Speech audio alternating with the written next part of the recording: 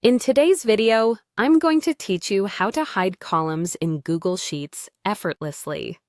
Whether you're working on a report that includes sensitive data or just want to tidy up your spreadsheet view, knowing how to hide columns can be incredibly useful. So let's dive right in and get started with this quick and easy process.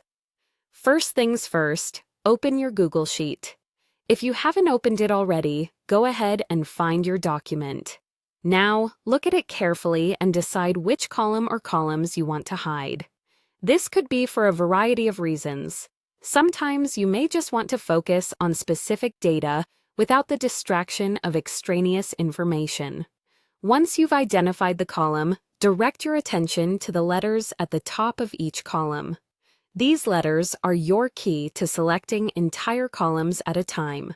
Click on the letter at the top of the column you intend to hide. You'll see that the whole column is highlighted, which means it's been successfully selected. Now, if you're thinking about hiding more than just one column, don't worry because I've got you covered on that front too. To hide multiple columns, simply click and drag across several column letters. This action will select all the columns you pass over. You might notice each highlighted column is ready to be adjusted. With your desired columns now selected, right-click anywhere on these highlighted columns.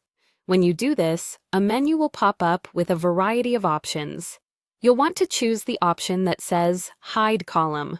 This is the key step that makes those columns disappear from your immediate view, keeping your spreadsheet cleaner and more organized.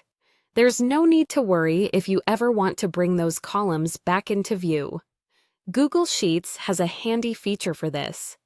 If you look carefully at the sequence of letters representing your columns, you'll notice where the hidden ones are by a small arrow icon nestled between two visible column letters. This handy icon is your cue. Whenever you wish to unhide the columns, simply click this arrow, and your previously hidden columns will reappear.